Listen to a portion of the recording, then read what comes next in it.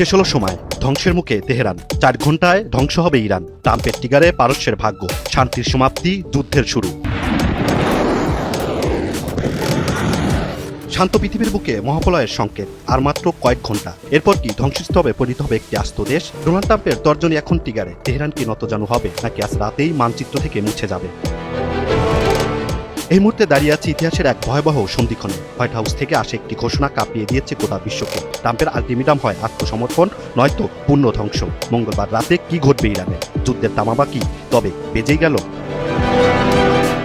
সংবাদ সম্মেলন ছিল যেন কোনো যুদ্ধের ঘোষণা। ট্রাম্পের ভাষায় এটি কোনো সতর্কবার্তা নয়, সম্ভাবনা ও হুমকি। এক রাতেই একটি পুরো দেশকে ধুলায় মিশিয়ে দেওয়া যায়। সেই রাতটা হতে পারে আজ রাত। 4 ঘন্টা, মাত্র 4 ঘন্টা সময় লাগবে আমাদের। প্রতিটি সেতু ভেঙে পড়বে, প্রতিটি বিদ্যুৎ কেন্দ্রে নরককুণ্ডে পরিণত হবে। আমি চাই না এটা করতে, কিন্তু ইরান আমাদের বাধ্য করছে। Where every power plant in Iran will be out of business, burning, exploding, and never to be used again. I mean, complete demolition by 12 o'clock.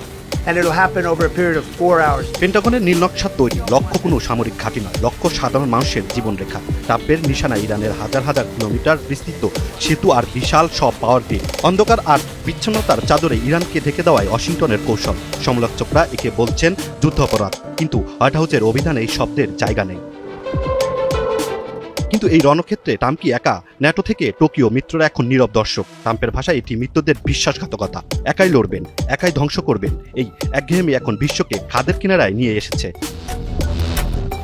ঘড়ির কাঁটা প্রতি মুহূর্তে ট্রাম্পের সেই ডেডলাইনের দিকে এগিয়ে যাচ্ছে। তেহরানের আকাশে আজ কি চড়ুই পাখি উড়বে, নাকি আগুনের গোলা? হরমুজ প্রণালীর জলরাশি কি আজ রক্তে লাল হবে? ধ্বংসের এই খেলায় পিছু হটার পথ বন্ধ হয়ে গেছে দুই পক্ষে। অপেক্ষার মাত্র কয়েক ঘন্টার ধ্বংস নাকি শান্তি? পৃথিবী কি আজ নতুন কোনো ভোরের দেখা পাবে?